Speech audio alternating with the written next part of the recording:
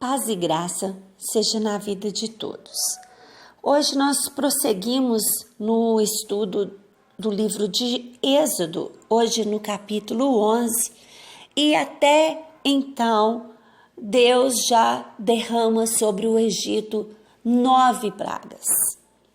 9 pragas, prejuízo, morte de pessoas, morte de animais, e Faraó se manteve com o coração endurecido, e esse líder faz sofrer todo o Egito. Hoje nós vamos dar início na 10ª praga. Nós vamos ver que ela é um pouco diferente. Ela vai ter uma preparação antes para que o povo hebreu não seja prejudicado, atingido por essa 10ª praga. Então vai haver uma preparação antes dessa praga, e nós vamos conhecer então a Páscoa, a primeira Páscoa, e a similaridade com Jesus Cristo, que é o Cordeiro Pascual, o último Cordeiro Pascual. Disse então o Senhor a Moisés: enviarei ainda mais uma praga sobre Faraó e sobre o Egito. Somente depois desta praga ele os deixará sair daqui e até os expulsará totalmente. Então Deus está falando que agora virá a 10ª praga, e somente com essa praga, tanto o Faraó quanto os egípcios não somente darão permissão para que eles saiam do Egito, mas eles serão expulsos do Egito. No verso 2, diga ao povo, tanto aos homens como às mulheres, que peça a seus vizinhos objetos de prata e de ouro. O Senhor tornou os egípcios favoráveis ao povo, e o próprio Moisés era tido em alta estima no Egito pelos seus conselheiros, do Faraó e pelo povo. Deus aqui dá uma instrução para o seu povo, que peça aos egípcios, os seus vizinhos, prata e ouro. Deus assim queria uma restituição para este povo. 430 anos ali escravos no Egito, e Deus não permitiria que eles saíssem dali sem nada. A palavra de Deus diz que Deus nos dá dupla honra no lugar da vergonha, e que Deus nos coloca por cabeça e não por cauda. E aqui fala uma coisa interessante, que Deus tornou o coração dos egípcios favoráveis ao povo. Quer dizer, não foi necessário do povo ficar batendo na porta, não foi necessário que o povo ficasse implorando por prata, por ouro, por restituição, ou vamos dizer assim, por um FGTS de 4 séculos ali, ou por um 13º, uma rescisão de contrato e tudo que teriam direito. Deus, ele tornou o coração dos egípcios favoráveis para que a vontade dele fosse cumprida. Isso é muito lindo, porque às vezes nós não entendemos como algo assim difícil vai parar na nossa mão assim tão fácil. A gente fica assim meio que boca aberto e testemunhando e tentando explicar como aquele favor nos alcançou, mas Deus torna favorável para nós. E um outro detalhe aqui muito, muito importante, diz que Moisés era tido em alta estima no Egito, pelos conselheiros do faraó e pelo povo. É para chamar a nossa atenção. Moisés era conhecido como um homem de honra, Moisés era conhecido como alguém que se podia confiar. Autoestima. Não era só uma estima, era alta a estima que Moisés conquistou aqui com o povo egípcio, conquistou aqui em relação também aos conselheiros de Faraó. O único que aqui não é relatado é o próprio Faraó. Isso é muito importante na nossa vida, porque ter bom caráter é algo inegociável para um cristão, para alguém que é chamado cristão, porque a própria palavra cristão, ela quer dizer parecidos com Cristo. E em Gálatas 5:20 diz assim a palavra do Senhor: já estou crucificado com Cristo e vivo, não mais eu, mas Cristo vive em mim. E a vida que hoje vivo na carne, vivo-a na fé do Filho de Deus, o qual me chamou e se entregou a si mesmo por mim. Quer dizer, eu morri com Cristo. Ali naquela cruz, Cristo morreu e eu fui crucificada com Ele. Então, a vida que eu tenho hoje, ela não é minha, ela é de Cristo. E eu tenho que ter um caráter parecido com o de Cristo. Estamos em construção, estamos sendo aperfeiçoados a cada dia. E os pecados têm que nos incomodar cada vez mais, senão tem algo errado, senão a gente coloca em dúvida que realmente eu fui crucificada com Cristo, porque não faz sentido algum. A minha vida tem que ser transformada.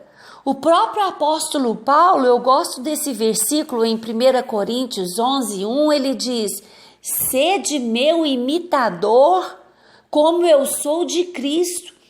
Eu sempre achei assim de uma ousadia do apóstolo Paulo dizer, porque a gente é um pouco receoso, né? De dizer, sede meu imitador. Nós sabemos o quanto nós somos falhos. E Paulo diz, sede meu imitador. Ele se esmeirava, ele esmurrava a própria carne para não fazer a vontade da carne. E Paulo diz, pode me imitar. Eu conheço os meus caminhos, eu sei o quanto eu tenho buscado ser fiel a Deus. João 3,30, João Batista diz, é necessário, importante, que eu diminua e que Ele, Jesus Cristo, cresça, que Ele apareça na minha vida.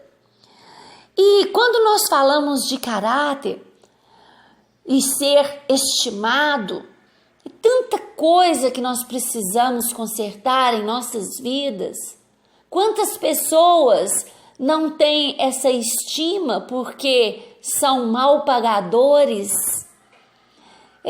não mantêm o seu bom nome.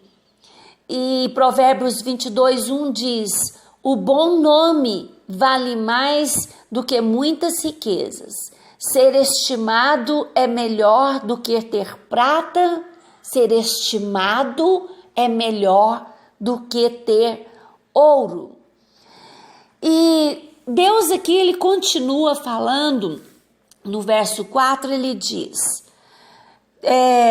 disse pois Moisés a Faraó, assim diz o Senhor, Por volta da meia-noite passarei por todo o Egito. Todos os primogênitos do Egito morrerão, desde o filho mais velho do faraó, herdeiro do trono, até o filho mais velho da escrava que trabalha no moinho, e também todas as primeiras crias do gado também ia morrer. Haverá grande pranto em todo o Egito, como nunca houve, nem haverá jamais. Entre os israelitas, porém, nem sequer um cão latirá contra homem ou animal. Então vocês saberão que o Senhor faz distinção entre o Egito e Israel. Malaquias 3,18 diz assim: então vereis outra vez a diferença entre o justo e o ímpio, entre o que serve a Deus e o que não serve a Deus. Deus está mandando um último recado aqui para Faraó. Mais uma vez, ele avisa o que vai acontecer. Antes que acontecesse uma tragédia tão grande como o que estava sendo anunciada, Faraó poderia ter dito: não, agora vai atingir o meu filho, o meu herdeiro do trono. Não, eu já vi que 9 vezes o Senhor falou e o juízo de Deus desceu sobre o Egito, fazendo distinção entre o povo hebreu e o povo egípcio por 9 vezes. Não, eu já vi o suficiente. Meu filho não. Digamos que ele nem estava se importando com os primogênitos aqui, realmente não se importou com todo o seu povo. Mas eles já haviam visto a mão de Deus 9 vezes. Deus falava e cumpria, falava e cumpria. E ele vai falar agora. E ele dá a hora, meia-noite. Vai acontecer. Todo primogênito, seja escravo, de escrava, é egípcio. Também os animais, todas as primeiras crias morreriam. E ele fala que farei distinção entre o meu povo e o povo egípcio. No Egito haverá um pranto terrível. E lá onde está os hebreus, nenhum cão vai latir. É impressionante, impressionante. Tamanho poder, tamanha misericórdia, aviso, e mesmo assim não houve resposta que livrasse o Egito das mãos de Deus. Continua ali com o coração endurecido. E se Deus faz distinção entre os hebreus, entre os egípcios, e hoje Deus faz distinção entre aquele que tem o selo, que tem o Espírito Santo de Deus, através de Jesus Cristo, Deus faz a distinção. Nós vamos ver que este sangue que eles têm que colocar de um cordeiro simboliza o sangue de Jesus na nossa vida. Sabemos de tudo isso. Sabemos que Deus tem um juízo preparado para o final dos tempos, está lá em Apocalipse. E quem não passar por esse juízo, de todo jeito, deve ver como vive a vida, porque vai enfrentar o juízo de Deus. E não existe 3 caminhos, existe um. Não existe 3 destinos, existe 2. O céu e o inferno. O céu para aquele que tem a marca, para aquele que tem o sangue do Cordeiro na vida deles, que creram em Jesus Cristo e o aceitaram. E o inferno para aquele que não aceitou. Isso é interessante porque tem pessoas que falam: eu sou bonzinho, eu não pratico nenhuma maldade.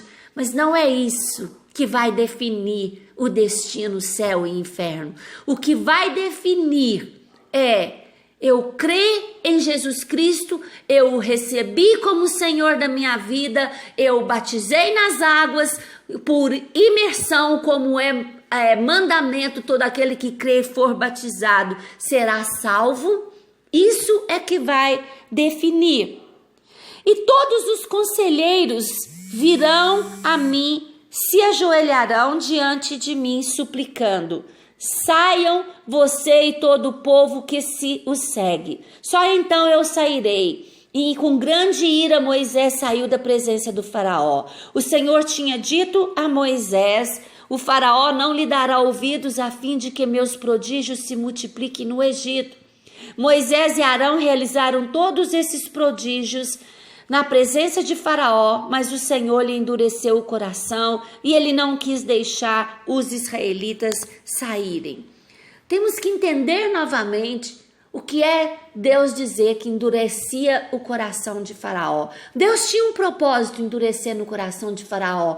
Todo o Egito conheceu o poder de Deus e todo hebreu também conheceu o poder de Deus.